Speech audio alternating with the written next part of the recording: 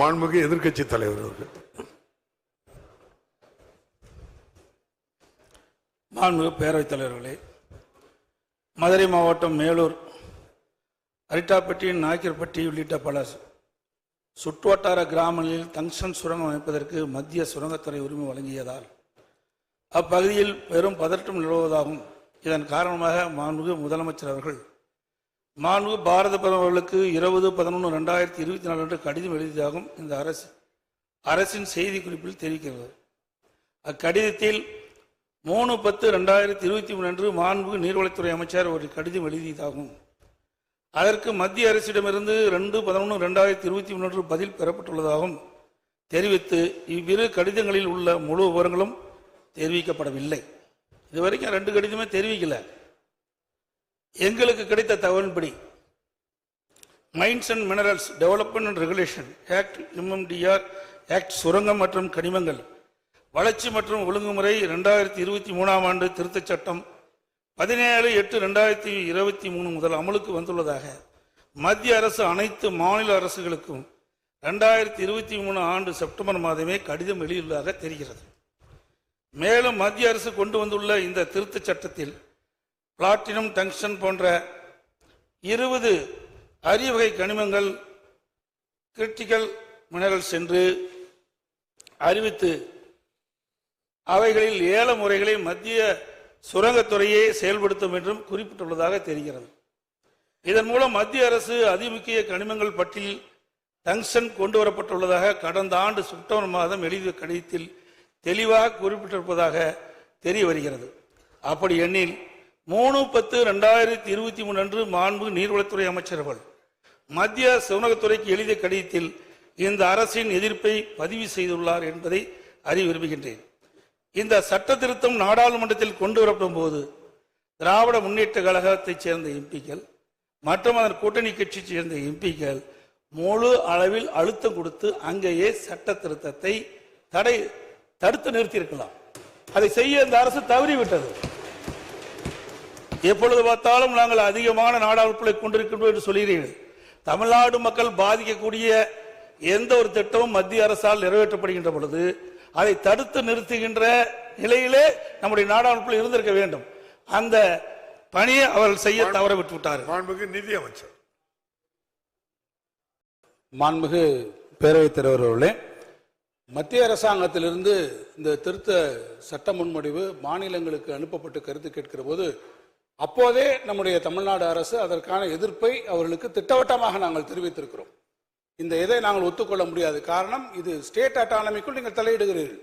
ஒரு மாநில அரசுடைய ஒப்புதல் இல்லாமல் ஸ்ட்ராட்டஜிக் அண்ட் கிரிட்டிக்கல் மினரல்ஸ் என்கின்ற போர்வையிலே நீங்கள் ஒன்றிய அரசு நினைத்தால் எந்த இடத்திலும் போய் நீங்கள் இத்தகைய சுரங்க பணிகளை செய்து கொள்ளக்கூடிய அதிகாரத்தை நீங்கள் மேற்கொள்வதற்கு நிச்சயமாக தமிழ்நாடு ஒருபோதும் தன்னுடைய அனுமதியை வழங்காது என்று தமிழ்நாடு திட்டவட்டமாக தன்னுடைய எதிர்ப்பை அந்த சட்ட முன்வடிவிற்கு ஏற்கனவே தெரிவித்திருக்கிறது. இருந்த போதிலும் ஒன்றிய அரசு அங்கே நாடாளுமன்றத்தில் தனக்கு இருக்கக்கூடிய அறுதி பெரும்பான்மையினுடைய அடிப்படையில் அவர்கள் அந்த சட்டத்தை அன்றைக்கு நிறைவேற்றி வந்து அந்த சட்டத்தை அவர்கள் நிறைவேற்றிவிட்டு நமக்கு சொல்லியிருக்கார்கள்.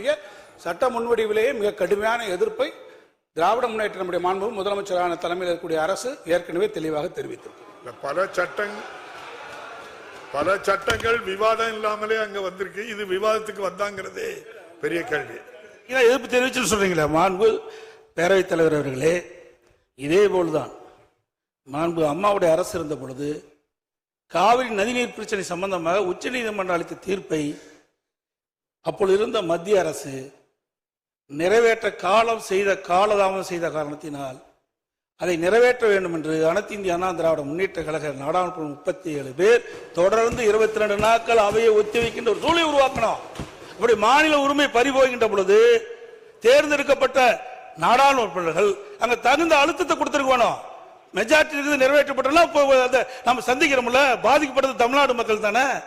அதை நிறைவேற்ற வேண்டிய கடமை உங்களிடத்தில் இருக்கின்றது. அதுக்குதான் நாடாளுமன்ற தமிழ்நாட்டு மக்கள் தேர்ந்தெடுத்து அனுப்பிச்சு வச்சிருக்கிறாங்க. சட்டம் நிறைவேற்றப்பட்டு விட்டது. அந்த சட்டத்தின் அடிப்படையில் அவர்கள் அந்த சுரங்க ஏலத்தை நடத்துகின்றார்கள். மாண்புமிகு முதலமைச்சர் அவர்கள் 20/11/2022 பாரத பிரதமருக்கு எழுதிய கடிதத்தில் இந்துஸ்தான் ஜிங்க் லிமிடெட் நிறுவனத்திற்கு வழங்கப்பட்ட டங்ஸ்டன் சுரங்க உரிமையை உடனடியாக ரத்து செய்துவிடவும், சம்பந்தப்பட்ட மாநில அரசின் அனுமதியின்றி சுரங்க உரிமை இலக்கத்தை மேற்கொள்ளக்கூடாது என்றும் வலியுறுத்தியுள்ளதாக அரசு செய்தி வெளியீட்டில் தெரிவிக்கப்பட்டுள்ளது. மேலும் அந்த செய்தி குறிப்பிலேயே மாண்புமிகு நீர்வளத்துறை அமைச்சர்கள் கடந்த ஆண்டு அக்டோபர் 3ஆம் தேதி 3/10/2023 மத்திய அரசுக்கு கடிதம் ஒன்றை எழுதியிருந்ததாகவும், அந்த கடிதத்திற்கு உடனடியாக 2/11/2023 என்று பதிலளித்த மத்திய சுரங்கத்துறை மாநில அரசின் கோரிக்கையை நிராகரித்ததாகவும் தெரிய வருகிறது. மத்திய நீர்வளத்துறை அமைச்சர் 3/10/2023 கடிதமும், அதற்கு மத்திய சுரங்கத்துறை அமைச்சர் 2/11/2021 பதில் கடிதங்கள் வழங்கப்பட்டதில் அதன் முழு உரம் இதுவரைக்கும் தெரிவிக்கல, தனி தீர்மானத்தில் நீங்க கொண்டு வரல.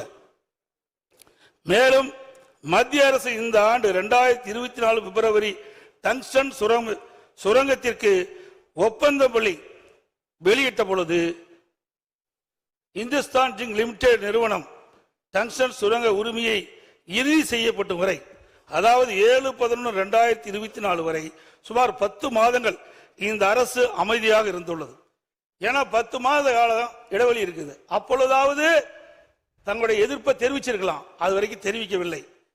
ஒப்பந்த புள்ளி கோருவதை கைவிடுங்கள் என்று மாநில அரசு மத்திய அரசை கோரவில்லை என்று மத்திய சுரங்கத்துறை தனது எக்ஸ் பக்கத்தில் தெளிவாக குறிப்பிட்டிருக்கின்றது. ஆகவே மாநில அரசு உரிய நேரத்தில் மத்திய அரசுக்கு தங்களுடைய கருத்துக்களை தெரிவிக்காத காரணத்தினால் இப்படிப்பட்ட நிலைமைக்கு நாம் தள்ளப்பட்டிருக்கின்றோம். 3/10/2023 அதாவது கடந்த ஓராண்டிற்கு முன்பே மத்திய அரசு மாநில அரசு கடிதம் எழுதியதாகும். மாநில அரசின் கோரிக்கையை மத்திய சுரங்கத்துறை நிராகரித்ததும் உள்ள செய்திகள் மதுரை மாவட்ட மக்களுடைய கவனத்திற்கு சென்றவுடன் அப்பகுதி மக்கள் ஆர்ப்பாட்டத்திலும் போராட்டத்திலும் இறங்கியதன் விளைவாகத்தான் மத்திய சுரங்க அமைச்சம் டங்ஸ்டன் சுரங்கம் அமைப்பதற்கு ஒப்பந்த புள்ளி கோரி ஏலம் இறுதி செய்யப்பட்டு டங்ஸ்டன் சுரங்க உரிமை வழங்கும் வரை அமைதியாக இருந்தது இந்த அரசு. திமுக ஆட்சி அமைந்த பிறகு நிறைய இருக்குது, சுருக்கமா நான் சொல்லிடுறேன். கனிம வளத்தை வியாபார நோக்கில் ஊக்குவிக்கும் வகையில் இந்த அரசே 2024-25ஆம் ஆண்டு இயற்கை வளங்கள் துறை கொள்கை விளக்க குறிப்பில் பக்க எண் 17 மதுரை மாவட்டத்தில் டங்ஸ்டன் அதிக அளவில் உள்ளதாக தெரிவிக்கப்பட்டிருக்கின்றது. மதுரை, மேலூர், அரிட்டாப்பட்டி, நாய்க்கர்பட்டி உள்ளிட்ட பல சுற்றுவட்டார கிராமங்களில் டங்ஸ்டன் சுரங்கம் அமைந்தால் தங்கள் வாழ்வாதாரம் பாதிக்கப்படும் என்பதை உணர்ந்து பல்லாயிரக்கணக்கான மக்கள் விழித்துக் கொண்டு அவர்கள் சாலை மறியல் போராட்டம், ஆர்ப்பாட்டம், போராட்டம் பட்டியலில் ஈடுபட்டவுடன் இந்த அரசு வேறு வழியின்றி முதலமைச்சர் அவர்கள் பாரத பிரதமருக்கு கடிதம் எழுதியுள்ளதாக தெரிகிறது. மேலும் டங்ஸ்டன் சுரங்கம் அமைக்கப்பட்டால் மேலூரை சுற்றியுள்ள கிராமங்களை கவட்டையம்பட்டி, எட்டிமங்கலம், வள்ளாளப்பட்டி, அரிட்டாப்பட்டி, கிடாரிப்பட்டி மற்றும் நரசிங்கப்பட்டி ஆகிய கிராமங்கள் பாதிப்புள்ளாகும் என்றும்,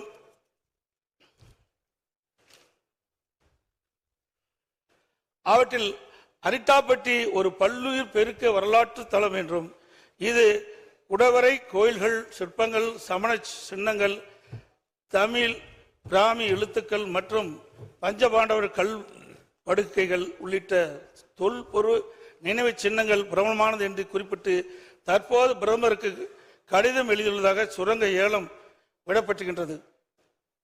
குறிப்பிட்டு தற்போது பிரதமருக்கு கடிதம் எழுதியுள்ளதை சுரங்க ஏலம் விட்டிருப்பதற்கு இந்த ஆண்டு பிப்ரவரி மாதமே எழுதியிருக்கலாம். இதை இப்ப எழுதியிருக்க பதிலாக ஆரம்ப காலகட்டத்திலே இந்த சுரங்கம் அமைப்பதற்கு ஒப்பந்த பள்ளி கோருகின்ற போதே இந்த விவரத்தை மத்திய அரசுக்கு எழுதப்பட்டிருந்தால் இந்த ஏலத்தை தடுத்து நிறுத்தியிருக்கலாம். இந்த டங்ஸ்டன் சுரங்கத்தால் பாதிக்கப்படக்கூடிய வேலூரை சுற்றியுள்ள சுமார் 25 கிராமங்கள் நவம்பர் மாதம் நடைபெற்ற கிராம சபை கூட்டத்தில் டங்ஸ்டன் சுரங்கம் அமைப்பதற்கு எதிர்ப்பு தெரிவித்து தீர்மானம் நிறைவேற்றப்பட்டதையும் இந்த மாவட்ட ஒரு கருத்தை கேட்டுடுங்க. சொல்லிட்டு இல்ல அவை ஒரு கருத்தை கேட்டுட்டு இருங்க. உங்களுக்கு பேச வாய்ப்பு தரல. நீங்க எவ்வளவு முழு கருத்து ஒரு செய்தி அவங்க கருத்தையும் கேட்டு நீங்க பேச போறீங்க. அதாவது ஒரு செய்தியை திருப்பி திருப்பி தவறான செய்தி பதிவு செய்யறீங்க. அவர் என்ன கேட்கிறாருன்னு கேட்டா, நீங்க கடிதம் எழுதுறீங்க, அந்த கடிதத்தில் என்ன இருக்குன்னு சொல்லல. அவங்க என்ன சொல்றாங்க, அது தெரியல, இது தெரியலன்னா. நீங்களும் ஒரு முதலமைச்சர் இருந்தவர். இந்த மாதிரி ஒரு தீர்மானத்தை கொண்டு வரும்போது அந்த டாக்குமெண்ட்ஸ் பூரா அந்த தீர்மானத்தில் வராது. உங்களுக்கு அது தேவை என்றால் நீங்க வேற தனி தீர்மானம் போட்டோ அல்ல கேட்கலாம். ஆக இதில் என்ன சொல்லுவாங்க தீர்மானத்தில்னா மைய கருத்தை தான் சொல்லுவாங்க. அவர் சொல்றாரு இங்க வந்துட்டு நீங்க வைக்கல போடல அப்படின்றாரு. இந்த ஏலம் விடும் அதிகாரத்தை அவங்க ஒரு minor and mineral development regulation act, அதான் MMDR சொல்லுவாங்க. அந்த ஆக்ட்ல ஒரு திருத்தத்தை அவங்களே பண்ணிட்டாங்க. யாரையும் கேட்கல. திருத்தத்தை பண்ணிட்டு என்ன செய்தாங்கன்னா அந்த கனிமத்தை அந்த டங்ஸ்டனை ஏலம் விடுகிற அதிகாரம் அது என்ன சொல்றாங்க, அந்த திருத்திட்டு நமக்கு சொல்றாங்க ஏலம் விடுகிற அதிகாரம் ஒன்றிய அரசுக்கு மட்டுமே உண்டு. இதை விட கேவலம் எல்லாருக்கும் சொல்றாங்க, ஒன்றிய அரசால் தேர்வு செய்யப்படும் ஏலதாருக்கு சுரங்க குத்தகை வழங்கும் அதிகாரம் மட்டுமே மாநிலத்துக்கு உண்டு. ஆக ஆண்டான் அடிமை இது சுயமரியாதைக்கு கூட்டப்பட்ட சவால். இது கனிம வளம் மட்டும் போல நம்முடைய மானமே இதுல போச்சு. ஆக நான் ஏலம் விட்டுடுவேன். ஏலம் விட்டவனுக்கு இந்துஸ்தான் டைம்ஸ் சொல்லுவேன், அவனுக்கு நீ மரியாதையா அவனுக்கு கொடுன்னு சொன்னா இவங்க என்ன எஜமானா மத்திய சர்க்கார் மாநில சர்க்கார் ஏவல் அவனுக்கு கை கட்டி நிக்க வேலைக்காரனா அந்த அதிகாரத்தோடு போட்டிருக்காங்க சட்டத்தை. இந்த சட்டம் தெரிவிச்ச உடனே நான் 3/10/2003 ஒன்றிய சுரங்க அமைச்சருக்கு உடனே கடிதம் எழுதினேன். விவரமா எழுதினீங்களா கேட்கறீங்களா? நில உரிமைகள் மாநில அரசின் கட்டுப்பாட்டில் உள்ளதால் we are owner of this land. மேற்படி சட்ட திருத்தம் மாநில அரசின் உரிமைகளை பறிப்பது போல் ஆகிறது. இதை விட என்ன சொல்றது? எனவே முக்கியத்துவம் மற்றும் அதிமுக்கியத்துவம் வாய்ந்த கனிமங்களை கிரிட்டிக்கல் அண்ட் ஸ்ட்ராட்டஜிக் மினரல்ஸ் சுரங்க குத்தகை அனுமதி வழங்கும் அதிகாரத்தை மாநில அரசுக்கே அளிக்கும்படி கேட்டுக்கொள்கிறேன். இதுக்கு மேல என்ன சொல்றது? ஒரு மரியாதைக்காக தான் மரியாதை சொல்ல முடியும். அடுத்து நீங்க சொல்றீங்க என்ன செய்யறீங்கன்னு. இதெல்லாம் நடந்ததுக்கு அப்புறம் அவங்க திருப்பி சொன்னதுக்கு அப்புறம் அவங்க என்ன சொல்றாங்க, எங்களுக்கு தான் அதிகாரம் உண்டு, நீங்க எல்லாம் எங்களுக்கு ஒத்துழைங்க அப்படின்னு கேட்டு விட்டுட்டாங்க. உடனே அதுக்காக ஒரு இந்த இவருக்காக மற்ற புத்தக பார்க்கறோம் நிலைமை இப்படி இருக்கும்போது சுற்றுச்சூழல் பாதுகாப்பு இயக்கம் இன்னொன்னு பார்க்கணும். நாம சொல்றது தப்பா ரைட்டான்னு மினரல் எக்ஸ்ப்ளோரேஷன் கார்பரேஷன் லிமிடெட் அவங்க நம்மளை கேட்டாங்க என்ன பாதிப்புன்னு. புள்ளி விவரங்களை தெரிவிக்கும். இந்த பகுதியில் அரிட்டாப்பட்டி கிராமத்தில் 0.04 ஹெக்டர் நிலமும் மீனாட்சிபுரம் கிராமத்தில் 53.58 ஹெக்டர் நிலமும் பல்லுயிர் தளமாக வரையறுக்கப்பட்டுள்ள என்ற விவரத்தை புள்ளியியல் மற்றும் சுரங்கத்துறை ஆணையாளர் அவர்களுக்கு ஆணையாளர்களுக்கு இவங்களுக்கு யாருக்கு மினரல் எக்ஸ்போர்ட் அடிச்சோம். ஏங்க நம்ம சொல்ல தப்பான்னு கேட்டாங்க. அதை கேட்கப்பட்ட பிறகு அதுக்கு அது கூட தள்ளிட்டு அவங்க நாய்க்கம்பட்டியில 24/2/65 ஒன்றியத்தில் ஏலம் விட்டுட்டாங்க. விட்டுட்டு சொல்றாங்க இந்துஸ்தான் நிறுவனத்துக்கு தகுதியான ஏலமாக கருதி இருக்கிறோம், அரசு அறிவிச்சிருச்சு. சுற்றுச்சூழல் பாதுகாப்பு நம்ம கொடுன்னு கேட்டாங்க. அந்த நேரத்தில் தான் அந்த தமிழ்நாடு சுற்றுச்சூழல் பாதுகாப்பு இயக்க உறுப்பினரான சார் முகிலன் அவர்கள் சில நாய்க்கன்பட்டி பகுதியில் டங்ஸ்டன் கனிம உரிமத்தை வழங்குவதை எதிர்த்து அதுக்கு மேல கொண்டு போய் ஒரு தீர்மானத்தை அவருக்கு கூட கொடுத்தாரு. இவ்வளவு நடந்து முடியல. அப்போ கேட்கலன்றதுக்கு அப்புறம் தான் நம்முடைய முதலமைச்சர்கள் பிரதமருக்கே ஒரு கடிதத்தை அற்புதமாக எழுதினார். இதாவது இப்படி டங்ஸ்டன் சுரங்க திட்டத்தை கைவிடவே ஒன்றிய சுரங்க அமைச்சருக்கு அறிவுறுத்துமாறு அந்த அமைச்சருக்கு எழுதினேன். தலைவர் என்ன எழுதுறாரு, முதல்வர் என்ன பிரதமருக்கு எழுதுகிற கடிதத்தில் இந்த பகுதியிலே டங்ஸ்டன் சுரங்கத்தை திட்டத்தை கைவிட ஒன்றிய சுரங்க அமைச்சருக்கு அறிவுறுத்துமாறு மாண்புமிகு தமிழக முதல்வர் தனது 28/11/2004 கடிதத்தில் குறிப்பிட்டு பிரதமருக்கு கடிதம் எழுதினார். பிரதமரும் பேசாமைட்டார். ஏன்? இந்துஸ்தான் லிமிடெட் வேதாந்தா பிரபாகரம் ஆகியனால நாங்க எல்லாத்தையும் செய்யாமல் நாங்க செய்திருவோம். நீங்களே என்ன பேச போறீங்க சொல்றீங்க? தெரிய வருகிறது. ஏன்னா உங்களுக்கு மெட்டீரியல் இல்லை, தெரிய வருகிறது. உங்களை தப்பா நான் சொல்லல. நீங்கள் முதலமைச்சர் இருந்துங்க, நிர்வாகத்தில் அப்படிதான் இருக்கும். ஒரு தீர்மானத்தை போடுவோம், அவ்வளவுதான். மாண்புமிகு எதிர்க்கட்சி தலைவர் அவர்கள், மாண்புமிகு பேரவைத் தலைவர்களே, ஒரு மூத்த உறுப்பினர் தன்னுடைய பேச்சில் நிறைய சர்ச்சைன்னு சொல்றாரு. நாங்க கேட்கறதை நீங்க கடிதம் எழுதியிருக்கிறீங்க, என்ன விவரம் எங்களுக்கு எப்படி தெரியும்? நீ சொன்னா தானே தெரியும். இப்பதான் நீங்க சொல்லி இருக்கிறீங்க, அதனாலதான் தெரிய வருதுன்னு நான் சொல்றேன். இதை நீ கிண்டல் அடிச்சு தீர்மானம் இப்பதானே வருது, இப்பதான் கடிதம். நாங்க அங்க இருந்த கடிதத்தை உங்களுக்கு கொண்டு அனுப்பணுமா? இல்ல அவங்க, அதாவது நீங்க சொன்னது அவங்க என்ன சொன்னா தெரிய வருகிறேன்னு தான் நீங்க சொல்ல முடியும். உங்களுக்கு கவனத்துக்கு நாங்க தரலங்கிறத அவை முன்னவர் தெளிவுபடுத்திட்டாங்க. எங்களை பேச விடுங்க பேரவைத் தலைவர்களே. பேரவைத் தலைவர்களே, தாங்கள் எழுதிய கடிதம் எங்களுக்கு எப்படி தெரியும்? நீங்கள் அதை வெளியிட்டு எங்களுக்கு தெரியும். அதான் தெரிய வருகிறது நான் சொல்றேன். தெரிய வரை சொல்ல மாட்டாலும் விளக்கம் நீங்க சொல்லி இருக்கிறீங்க. அதைத்தான் அவங்க பதிவு பண்ணாங்க. நீங்க இப்படித்தான் எழுத முடியும்னு சொன்னாங்க. அவை எதிர்கட்சி தலைவர்கள் அனுபவமிக்க பேர், முதலமைச்சர் இருந்தவர், அமைச்சராக இருந்தவர். நீங்க முதலமைச்சராக இருக்கும்போது மத்திய சர்க்காருக்கு எத்தனையோ கடிதங்கள் எழுதினீங்க. அதுல ஒன்னாவது எங்களுக்கு கொடுத்துருக்கீங்களா? இன்னைக்கு சார் அரசு சார் ஒரு அரசு இன்னொரு அரசு கருது, சீஃப் மினிஸ்டர் பிரைம் மினிஸ்டர் கருதுனார், அது உங்களுக்கு அனுப்பணுமா? என்ன சார் நியாயமா இருக்கு? நீங்க ஒண்ணு கேட்கற சார், இது ஆதரிக்கிறீங்களா எதிர்க்கிறீங்களா சொல்லி விடுங்க சார், சொல்லலாம். மாண்புமிகு முதலமைச்சர் அவர்கள், மாண்புமிகு முதலமைச்சர். மாண்புமிகு பேரவைத் தலைவர் அவர்களே, இங்க எதிர்க்கட்சி தலைவர் அவர்கள் நாடாளுமன்றத்தில் உங்கள் உறுப்பினர் இருக்கிறாங்களா, இவ்வளவு பேர் இருக்கிறாங்கன்னு பெருமையா பேசுறீங்களா, என்ன செஞ்சீங்க அப்படின்னு ஒரு கேள்வியை கேட்டார். எங்களுடைய நாடாளுமன்ற உறுப்பினர்கள் நாடாளுமன்றத்தில் கடுமையாக எதிர்த்திருக்கிறார்கள். நான் கூட எதிர்க்கட்சி தலைவர் ஒரு ஆதாரமாக பேச மாட்டார் என்று அமைதியாக இருந்தேன். ஆனால் இப்பொழுது நான் விவரத்தை கேட்டு ஆதாரத்தோடு சொல்லுகிறேன். எங்களுடைய நாடாளுமன்ற உறுப்பினர்கள் கடுமையாக எதிர்த்திருக்கிறார்கள்.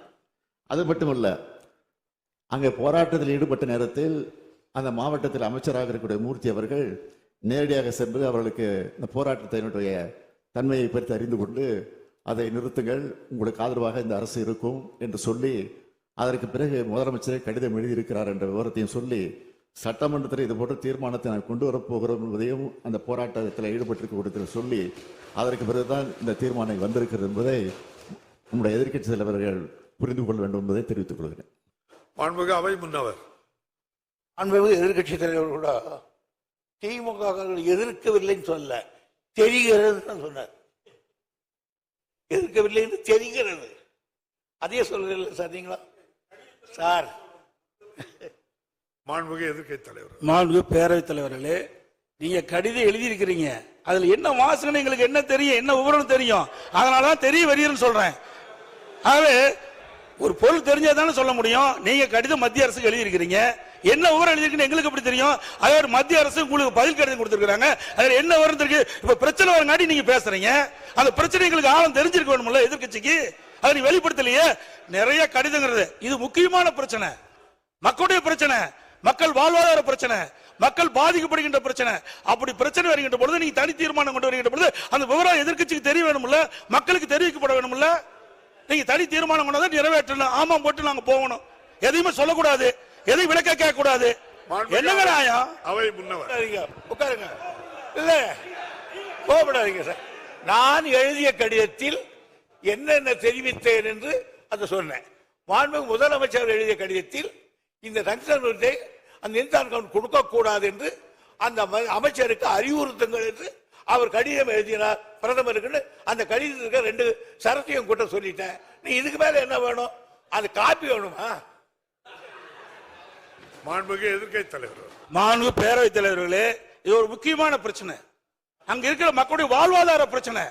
அதை தான் நான் முன்னிறுத்தி நான் பேசிக்கிட்டு இருக்கிறேன். அதாவது பிப்ரவரி மாசமே ஒப்பந்த புள்ளி கோரப்பட்டு விட்டது. 10 மாசம் என்ன பண்ணீங்க? அரசாங்கம் தான் நடத்திக்கிட்டு இருக்கிறீங்க. அப்படி அரசாங்கம் நடத்திக்கிட்ட பொழுது மக்களுடைய பிரச்சனை வருகின்ற பொழுது அதை தட்டி மத்திய அரசு கேட்க வேணும்ல. நீங்க எந்த வித கடிதமே எழுதவில்லையே மத்திய அரசுக்கு. இந்த சுரங்கத்தை தடுத்து நிறுத்த வேண்டும் என்று எந்த கடிதமும் மத்திய அரசுக்கு எழுதவில்லை என்று எக்ஸ் வலைதளத்தில் மத்திய சுரங்கத்துறை அமைச்சர் வெளியிட்டு இருக்காங்க. அதுக்கு என்ன பதில் கொடுக்க போறீங்க? உங்களுடைய எதிர்ப்பு தெரிவிக்கலையே. தெரிவிச்சிருந்தா இந்த பிரச்சனை வந்திருக்காது. நாங்க தடுத்து நிறுத்தணும் அவர் சொல்றாரு. பேரவைத் தலைவர் அவர்களே, இவ்வளவு வேகமாக பேசிவிடுகிற காரணத்தால் இதை சாதித்து விட்டோம் என்று நீங்கள் நினைத்து விட வேண்டாம். நிச்சயமாக சொல்கிறேன், உறுதியாக சொல்கிறேன். நாங்கள் அவ்வப்போது தொடர்ந்து கடிதம் எழுதியிருக்கிறோம், தொடர்ந்து போராட்டங்கள் நடத்தி கொண்டிருக்கிறோம். எங்களுடைய கண்டன குரலை நாடாளுமன்றத்திலே பதிவு செய்திருக்கிறோம். அது மட்டுமல்ல, போராட்ட கலவரத்தில் ஈடுபட்டிருக்க போய் கூட நம்முடைய அமைச்சர் பேசுகிற போது இது போன்ற ஒரு தீர்மானம் அவையிலே சட்டமன்றம் கூடுகிறதற்கு கொண்டு வருவோம் என்று சொல்லிதான் தெளிவுபடுத்தி இருக்கிறோம். கடிதத்தை எழுதுகிற போது அவ்வப்போது செய்தி வெளியிடுகிற தலைப்பில் பிரதமருக்கு முதலமைச்சர் இந்த சம்பந்தமாக கடிதம் எழுதியிருக்கிறார் என்ற செய்தி வெள்ளம் விவரம் வந்திருக்கிறது. ஒரு தெரியவில்லை சொன்னால் என்ன புரியவில்லை என்று எதிர்க்கட்சி தலைவர் மாண்புமிகு பேரவைத் தலைவர்களே, மாண்புமிகு முதலமைச்சர் நான் சொன்ன கருத்தை தவறாக புரிந்துவிட்டார். மாண்புமிகு நீர்வளத்துறை அமைச்சர் மத்திய சுரங்கத்துறை அமைச்சருக்கு எழுதிய கடிதம், மத்திய சுரங்கத்துறை அமைச்சர் நீர்வளத்துறை அமைச்சருக்கு எழுதிய கடிதத்தை தான் குறிப்பிட்டேன். இந்த 2 கடிதம் வெளியில் சொல்றான். மாண்பு பாரத பிரதமருக்கு மாண்பு முதலமைச்சர் எழுதிய கடிதத்தில் நீங்கள் இந்த சுரங்க ஏலத்தை ரத்து செய்யணும்னு கேட்டுக்கிறீங்க. அந்த இது சுரங்கத்துறை அமைச்சருக்கு போய் சுரங்கத்துறை எக்ஸ் வலைதளத்தில் சொல்லியிருக்கிறாங்க. என்ன, நாங்க ஏலம் விடுவதற்கு ஒப்பந்த புள்ளி கோரணும். அப்ப இருந்து 10 மாசம் இருந்தது. ஏன் இதை தடுத்து நிறுத்துவதற்கு நீங்கள் எந்தவித தகவலும் மத்திய அரசு கொடுக்கவில்லை. எக்ஸ் வலைதளத்தில் வெளியிட்டிருக்கிறாங்க. முதலமைச்சர் எழுதிய கடிதத்திற்கு மத்திய சுரங்கத்துறை அமைச்சகம் பதில் கொடுத்திருக்குது. அதுக்கு தான் நான் கேட்கிறேன், 10 மாத காலம் நீங்க என்ன செஞ்சீங்க? அப்பவே செஞ்சிருந்தா இதை நான் பேசிடுறேங்க. இதை அப்பொழுதே இதற்கு உரிய அப்புறம் நீங்க பதில் எழுதலன்னு கேட்டிருக்கீங்க. இதை அப்பொழுதே தடுத்து நிறுத்திருக்கலாம். அதைத்தான் நான் சொல்ல வரேன். நீங்க 10 மாத காலமாக இந்த அறிவிப்பு வெளிவந்த ஒப்பந்தம் வெளியிட்ட பிறகு டங்ஸ்டன் சுரங்கம் அமைப்பதற்கு ஒப்பந்தம் கோரப்பட்டு 10 மாத காலமாக நீங்கள் எங்களுக்கு எந்த தகவலும் கொடுக்கப்படவில்லை அப்படி என்று எக்ஸ் முதலமைச்சர் எழுதிய கடிதத்திற்கு எக்ஸ் வலைத்தளத்தில் மத்திய சுரங்கத்துறை அமைச்சகம் கொடுத்திருக்குது. அதுதான் நான் கேட்கிறேன். நீங்க நீர்வளத்துறை அமைச்சர் எழுதினார், முதலமைச்சர் எழுதினார், அவங்க என்ன கடிதம் எழுதுனாங்க அப்படின்னு கேட்கிறாரு. எழுதுனாங்க. எனக்கு இப்படின்னு தெரிஞ்சிருந்தா அந்த போஸ்ட் ஹவுஸ் முத்திரையோட கொண்டு வந்துருப்பேன். 2/11/2023 அன்று ஒன்றிய சுரங்கத்துறை அமைச்சர் அளித்த பதிலில் உரிய சட்ட திருத்தங்களை மேற்கொண்ட பிறகு இந்த ஏலம் விடுவதாகவும் தேசிய அளவிலான தேவைகளை கருத்தில் கொண்டு மாநில அரசுகள் இந்த கொள்கைக்கு ஒத்துழைக்க வேண்டும் என்று குறிப்பிட்டிருந்தார். இல்லை என்றார். பேரத்தில் அதான் நான் குறிப்பிட்டேங்க. இங்க பேசி பிரயோஜனம் இல்ல, நாடாளுமன்றத்தில் பேச வேணும். நாடாளுமன்றத்தில் கனிம வள திட்டத்தை முதலமைச்சர் நாடாளுமன்றம் கூடி கலந்துட்டு தான் இருக்க தவிர அங்க தொடர்பு கூட்டம் நடந்ததாக செய்தி வரல இது வரைக்கும் நமக்கு. ஆனா கிடைக்க நேரத்தெல்லாம் பயன்படுத்தி அதை எதிர்ப்பு தெரிவிச்சிருக்கிறோம். நாடாளுமன்றம் கூடுகிறது, அதற்கு பிறகு அங்க அவையை ஒத்தி வைக்கப்படக்கூடிய சூழ்நிலை நடந்துகிட்டு இருக்க தவிர தொடர்ந்து நடந்துகிட்டு இல்ல. இது எதிர்க்கட்சி தலைவர் அவர்கள் பத்திரிகையிலையும் படிச்சிருப்பார் நினைக்கிறேன். திடீர்னு ஒரு நாள் ஒரு 100 பில்லை பாஸ் பண்ணி விட்டுருந்தாங்க நாடாளுமன்றத்தில். மாண்புமிகு பேரவைத் தலைவர் 2023ஆம் ஆண்டு நாடாளுமன்றத்திலே கனிம திருத்த சட்டத்தை கொண்டு வந்து 2023ஆம் ஆண்டு இப்ப இல்ல. மாண்புமிகு பேரவைத் தலைவர் அப்போது எதிர்ப்பு தெரிவிச்சிருக்கிறோம். எதிர்ப்பு தெரிவிக்கல தவறான தகவலை இங்க பதிவு பண்ணிக்கிட்டீங்க. அதை நான் அதுக்கு தெளிவுபடுத்திட்டேன். எதிர்ப்பு தெரிவிச்சிருக்கோம். திமுக சார்பில் அங்க எதிர்ப்பு தெரிவிச்சிருக்கிறோம். சரி. மாண்புமிகு பேரவைத் தலைவர்களே, மாநிலத்தினுடைய உரிமை பறிபோகின்ற பொழுது அதற்கு ஏற்றவாறு நாடாளுமன்றத்திலே நம்ம நாடாளுமன்றம் அழுத்தம் கொடுத்திருக்கணும். அவை ஒத்துழைக்கின்ற அளவிற்கு அழுத்தம் கொடுத்தா தான் அது நடக்கும். சட்டம் நிறைவேறியாச்சு. இப்ப சட்டம் நிறைவேறின பிறகு நீங்க தீர்மானம் கொண்டு வந்து என்ன செய்ய போறீங்க சொல்லுங்க. தீர்மானத்தை ஒரு முறை பண்ண முடியாது. முதலமைச்சர் சட்டம் நிறைவேறதுன்னா எங்களுடைய ஆதரவு நிறைவேறிச்சு. நாங்க எதிர்ப்பு தெரிவிச்சிருக்கிறோம். அது நாடாளுமன்றத்துக்கு பதிவாயிருக்கு.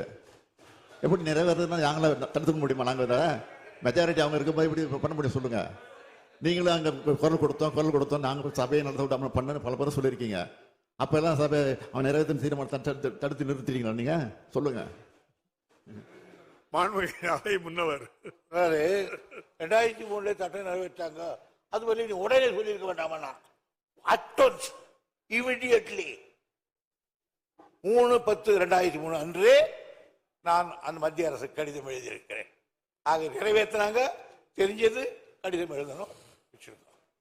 மாண்புமிகு எதிர்க்கட்சி தலைவர் அவர்கள். நான்கு பேரவைத் தலைவர்கள் அதை எதிர்க்கு நான் தான் ஆரம்பத்திலே சொன்னேன்.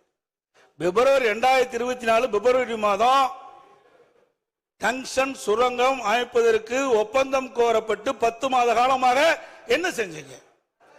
எதுவுமே செய்யலையே. இப்ப எடுக்கிற நடவடிக்கை அப்பவே எடுத்திருந்தா இதை தடுத்து நிறுத்தி இருக்கலாம் நான் சொல்றேன். இல்ல அது மட்டும் இல்ல, ஒரு சட்டம் மத்திய அரசு கொண்டு வருகின்ற பொழுது மாநில உரிமை பாதிக்கப்படுகின்ற பொழுது அங்க அழுத்தம் கொடுத்தே ஆகணும். அதுக்கு தானே எம்பி போறாங்க. சும்மா நான் எதிர்த்தேன் நிறைவேறிட்டு அப்புறம் ஏன் கொண்டு வரீங்க? என்ன பிரயோஜனம்? முதலமைச்சர் பேரவைத் தலைவர்களே, அரசுடைய அலட்சியத்தால் இன்றைக்கு அவங்க பகுதி மக்கள் பாதிக்கப்படுறாங்க. அதைத்தான் நான் சொல்றேன். அவை முன்னவர் அவர்கள். மாண்புமிகு எதிர்க்கட்சிகள் கொண்டு சொல்லுகிறேன். இது மாதிரி எதிர்த்தோம். நான் என் கடிதம் எழுதினேன், அவர் எழுதினார், சுற்றுச்சூழல் எழுதினார். எதுக்கும் பணியாத காரணத்தால் தான் இந்த மன்றத்துக்கு இந்த மன்றமே இதை அந்த திட்டத்தை எதிர்க்கிறது, இந்த தீர்மானத்தை ஆதரிக்கிறது கொண்டு வந்திருக்கோம். நீங்க இப்போ என்ன சொல்றீங்க? இந்த திட்டம் நமக்கு தேவையில்லாத ஒண்ணு தானே, சுரங்கம் வரக்கூடாது இல்லையா?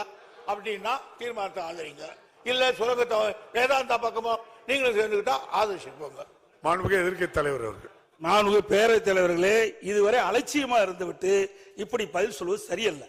ஏனென்றால் ஒரு அரசாங்கம் அவ்வப்போது விழித்துக் கொண்டு மக்களுக்கு பிரச்சனை ஏற்படும் தீர்த்து வைக்கணும். அலட்சியமாக இருந்தது சொல்றார். எந்த விதத்திலும் இந்த திமுக ஆட்சி அலட்சியமா இருந்தது இல்ல. பொது மக்களுடைய பிரச்சனை பொறுத்தவரை நாங்கள் இது வரைக்கும் அலட்சியமா இருந்தது கிடையாது. அலட்சியமா இருந்தங்கிற அவை குறிப்பிலிருந்து நீக்கிறேன். அலட்சியம் வேண்டாம். 4 பேரவைத் தலைவர்களே, நீங்க அந்த ஆசனம் அலட்சியம் என்பது நான் தவறா சொல்லல. அலட்சியம் என்பது அன்பார்க்க. அதாவது எதுக்கு பேசுறீங்க? எதுக்கு தீர்மானங்களை பேச விட்டுட்டு எதிர்கட்சி என்ற முறையில், பிரதான எதிர்கட்சி என்ற முறையில் அரசு சரியான முறையில் நடவடிக்கை எடுத்திருந்தா ஆரம்ப காலகட்டத்தில் தடுத்திருக்கலாம் சொல்றேன். அதுதான் இத்தனை வரைக்கும் பேசிட்டு இருக்கிறேன். வேற என்னதான் நாங்க சொல்றோம்? அது மட்டும் இல்ல, இதுல சில முக்கியம். முதலமைச்சர் இப்ப கடிதம் எழுதியிருக்கிறார். இது ஒப்பந்த புள்ளி விடுகின்ற பொழுதே கடிதம் எழுதியிருந்தா இது நிறுத்தப்பட்டிருக்கும். இரண்டாவது, முதலமைச்சர் பேரவைத் தலைவர்களே திரும்ப திரும்ப அதையே சொல்லிக் கொண்டிருக்கிறார். ஒன்றிய அரசு இது விஷயத்துல ஏலம் விட்டு விட்டுவதாக சொல்லிக் கொண்டிருக்கிறார். இந்த அரசை பொறுத்தவரையில் நிச்சயமாக சொல்கிறேன், ஏலம் விட்டாலும் சரி, நிச்சயமாக உறுதியாக இந்த அரசு அதற்குரிய அனுமதியை தருவதற்கான வாய்ப்பே கிடையாது. அதில் திட்டவட்டமாக இருக்கிறோம். இதுதான் முடிவு. மாண்புமிகு எதிர்க்கட்சி தலைவர் அவர்கள். நான் என்னங்க அடுத்து பேசக்கூடாதா? பேசுங்க. நீங்க மக்களுடைய பிரச்சனைங்க சட்டமன்றத்தில் பேசி தயவுசெய்து அமைதியா இருங்க, உட்கார்ந்துட்டு பேசண்டா. நீங்க மாண்புமிகு பேரவைத் தலைவர்களே, நான் அவையுடைய கவனத்திற்கு கொண்டு வருவது, இதையெல்லாம் முன்கூட்டியே நடவடிக்கை மேற்கொண்டிருந்தால் இவ்வளவு பிரச்சனை வந்திருக்காது. மக்கள் போராடி இருக்க மாட்டாங்க. அதைத்தான் அரசுடைய கவனத்துக்கு கொண்டு வர்றேன். அது மட்டும் இல்ல, மாண்புமிகு அவை முன்னவர், மாண்புமிகு எதிர்க்கட்சி தலைவருக்கு உறக்கமா பேசுறாரு, நானும் பேசிடுவேன். ஏற்கனவே இந்த திட்டத்தை எல்லாம் நாங்கள் முயற்சி எடுத்து மத்திய சர்க்காருக்கு தெரிவித்து அவர்கள் ஆன காரணத்தால் தான் இந்த தீர்மானத்தை கொண்டு வந்திருக்கிறோம். ஒண்ணு ஜாதிக்கு படியல இப்படிதான் பேசி ஆகணும். வேற எப்படி பேச முடியும்? என்ன பேச முடியும்? உங்களுக்கு சரக்கு இருந்தால பேச முடியும். நீங்க முதலமைச்சர் ஒன்றுக்கும் வார்த்தையெல்லாம் பயன்படுத்தாண்டா. அது நீங்க இப்படி பேசுற என்ன அர்த்தம்? நீங்க சரியான முறையில் என்ன சட்டமன்றம் தானே, ஒரு மூத்த உறுப்பினர் மற்றவருக்கு வழிகாட்டியா இருக்கணும். அதை விட்டுட்டு என்ன இதுக்கெல்லாம் பயப்பட மாட்டாங்க. மக்களுடைய பிரச்சனை உயிரை கொடுத்தாலும் காப்பாற்றுவாங்க. நீங்களும் அதே வார்த்தை என்ன எங்கிட்ட நடக்காது. நீங்க மாண்புமிகு மூர்த்தி, மாண்புமிகு அமைச்சர் மூர்த்தி அவர்கள். மாண்புமிகு பேரவைத் தலைவர் அவர்களே, இல்ல இல்ல இல்ல ஒண்ணுமே போகலைன்னா கிராம சபை கூட்டம் அமைச்சர் அதுல போராட்டத்துல கலந்துகிட்டு ஒரு கருத்து சொல்றாரு. மாண்புமிகு பேரவைத் தலைவர் அவர்களே, நிதானமா கருத்தை சொல்லுங்க. அரட்டாப்பட்டியில கிராம சபை கூட்டம் கூட்டும் போது நேரடியாக நானே சென்று இந்த ஒன்றிய அரசு ஏலம் விடுவதாக இருந்தாலும் ஒருபோதும் தமிழக அரசு அனுமதிக்காது. இதை ஒருபோதும் அனுமதிக்காதுன்னா அந்த சட்டமன்ற உறுப்பினர் என் கூட வந்திருந்தாரு, 2 ஒன்றிய சேர்மன் வந்திருந்தாரு. அந்த தீர்மான கிராம சபை கூட்டத்தில் அந்த தீர்மானம் நிறைவேற்றும் போது நானும் இருந்தோம். 4 நாள் கழிச்சு அந்த பகுதியில் இருக்கக்கூடிய விவசாய சங்கம், வணிகர் சங்கம் எல்லாரும் சேர்ந்து மேலூர் ஒரு மிகப்பெரிய ஆர்ப்பாட்டம். நீங்க எல்லாம் ஏடிஎம்கே நீங்க எல்லாம் சேர்ந்து ஒத்த கருத்து தானே? ஆமா, ஒத்த கருத்து தான். இல்ல அப்போது வரும்போது மேலூர்ல ஒரு 5000-6000 பேர் ஆர்ப்பாட்டம் நடக்கிற போது, பல கிராமங்கள் இருக்கும்போது அந்த ஆர்ப்பாட்டத்துல நான் கலந்துகிட்டேன், அவர் சட்டமன்ற உறுப்பினரும் கலந்துகிட்டாரு. எல்லாரும் கலந்துகிட்ட போது மாண்புமிகு முதலமைச்சர் அவர்கள் பிரதமருக்கு கடிதம் எழுதியிருக்கிறார், நிச்சயமாக இது வராது அப்படின்னு. வராதுகின்ற போது அந்த ஒட்டுமொத்த மக்களும் நீங்கள் அப்போது சட்டமன்ற உறுப்பினர் நீங்க சட்டமன்றத்தில் நம்ம பெரிய பிள்ளை அவர்கள் எங்களுடைய எதிர்கட்சி தலைவர் சட்டமன்றத்திலே தீர்மானம் கொண்டு வருவார்னு சொன்னார். உடனே நான் அந்த மைக்கை வாங்கி சட்டமன்ற உறுப்பினர் எதிர்கட்சி தலைவர் மட்டுமல்ல எங்களுடைய முதலமைச்சர் ஒட்டுமொத்தமாக அனைத்து தரப்பு மக்களுடைய சார்பாக, அனைத்து கட்சி சார்பாக அந்த தீர்மானத்தை அங்கே நிறைவேற்றுவார்னா அந்த கூட்டத்தில் கொண்டு வந்தேன். அதைத்தான் அந்த மக்கள் பூரா நீங்க சட்டமன்றத்தில் தீர்மானம் கொண்டு வரணும்னாங்க. அப்படி தீர்மானம் கொண்டு வருவோம்னு எங்க முதலமைச்சர்கிட்ட சொல்லுவேன்னு சொன்னேன். உடனே கொண்டு வந்தாங்க. மக்கள் அதைத்தான் விரும்பினாங்க.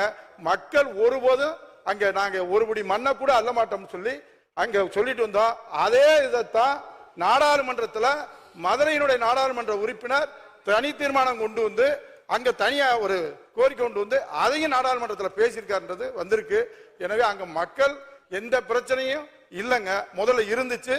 அங்க தமிழ்நாடு சர்க்கார் உங்களுக்கு பாதுகாப்பா இருப்போம் உத்தரவாதத்தை தந்ததற்கு பின்னால் எங்கேயும் போராட்டம் இல்லை.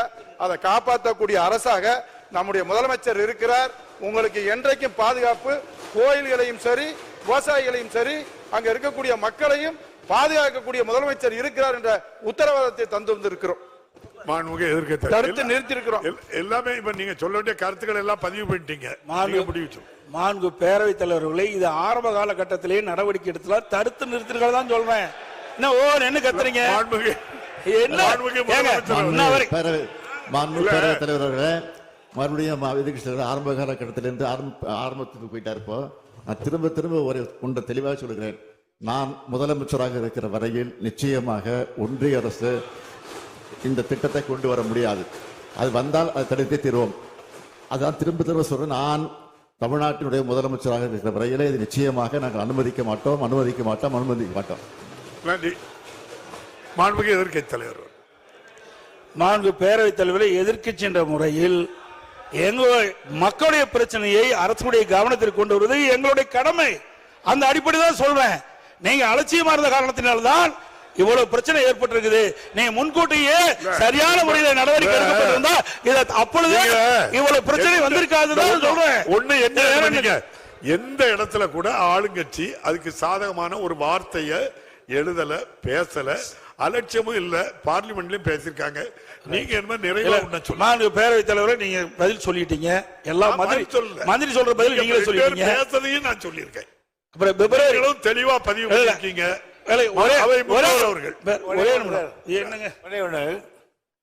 மாண்புமிகு முதலமைச்சர் இந்த மாபெரும் சபையில் 3 தரம் நான் முதலமைச்சராக இருக்கிற வரையில் மத்திய சர்க்காரே அதை கொண்டு வருகிறது என்று சொன்னாலும் சரி, அதை நான் இங்கு நடத்தப்பட மாட்டேன் என்று பிரகடனப்படுத்தி இருக்கிறார். இந்த பிரகடனத்துக்கு பிறகு கூட நீங்கள் சந்தேகிக்கிறீர்கள் என்று சொன்னால் இதை விட நீங்கள் வேதாந்தாக்காவுக்கு நேரடியாக பேசிவிடலாம். மாண்புமிகு எதிர்க்கட்சி தலைவர், மாண்பு பேரவைத் தலைவரே, அந்த நிறுவனத்திற்கு ஆதரமாக கூட எங்களுக்கு அச்சம் ஏற்படுது. ஏன்னா 10 மாதம் எனக்கு அவரை பற்றி தெரியும், நல்ல அனுபவம் உள்ளவர், அதோடு சொல்லுகிறார். ஆனால் நான் ஒரே ஒரு கேள்வி கேட்கிறேன். நீங்களும் ஒரு எதிர்க்கட்சி தலைவர், முதலமைச்சராக இருந்திருக்கீங்க. இப்போ பிரச்சனைகள் எல்லாம் மூடிக்கொண்டு நமக்கு வேண்டியது என்ன? அந்த திட்டத்தை இங்கு அனுமதிக்க கூடாது என்பதுதான் நம்ம திட்டம். அதற்கு முதலமைச்சர் உங்களையும் சேர்த்துதான் நான் இருக்கிற வரையில் அதை வரவிட மாட்டேன் என்று ஒரு தரத்துக்கு 3 தரம் பிரகடனம் செய்கிற பொழுது நீங்கள் என்ன செய்திருக்க வேண்டும்? முதலமைச்சருடைய இந்த உறுதியை நம்பி நாங்கள் இந்த திட்டத்தை ஆதரிக்கிறோம் சொல்லியிருந்தால் அதுதான் பெருமையாக இருக்கும். அதான் பண்ண போறாங்க முதலமைச்சர் அவர்கள். மாண்புமிகு பேரவைத் தலைவர் அவர்களே, எதிர்க்கட்சி தலைவர் அவர்களை பொறுத்த வரைக்கும் அலட்சியப்படுத்தி ஏன் காலதாமதம் என்று ஒரு கேள்வி கேட்டிருக்கிறார். அவர்கள் பார்வையில் அது அப்படியே இருக்கலாம், அலட்சியமாக கூட இருக்கலாம், அல்லது நாங்கள் தவறிவிட்டோம் என்று கூட இருக்கலாம். ஆனால் எங்களுடைய பார்வையை நாங்கள் அலட்சியப்படுத்தல. அவ்வப்போது நாங்கள் இந்த பிரச்சனை சுட்டி காட்டியிருக்கிறோம், கடிதங்கள் எழுதியிருக்கிறோம். அதனால தான் திரும்ப திரும்ப சொல்லுகிறேன், எந்த காரணத்தை கொண்டும் தமிழ்நாட்டுக்குள்ள அவர்கள் போடக்கூடிய இந்த திட்டம் நிச்சயம் வரக்கூடிய வாய்ப்பே இருக்காது. அதை தடுத்து நிறுத்துவோம். அப்படி ஒரு சூழல் வந்தால் அந்த பொறுப்பில் நான் இருக்க மாட்டேன், முதலமைச்சர் பொறுப்பு இருக்க மாட்டேன். அந்த தெளிவாக சொல்லிவிட்டேன். எனவே தயவு கூர்ந்து மீண்டும் மீண்டும் நான் கேட்டுக்கொள்கிறேன், எதிர்க்கட்சி தலைவரையும் சேர்த்து எதிர்க்கட்சியும் சேர்த்து நான் கேட்டுக்கொள்கிறேன். ஏற்கனவே எல்லா கட்சி தலைவரும் ஆதரித்து பேசியிருக்கிறார்கள். எனவே நீங்களும் அதை ஆதரித்து ஏகமனதாக நிறைவேற்றி தர வேண்டும் என்று நம்முடைய சபாநாயகர் மூலமாக உங்களை நான் பணிவோடு கேட்டுக்கொள்கிறேன். மாண்புமிகு எதிர்க்கட்சி தலைவர்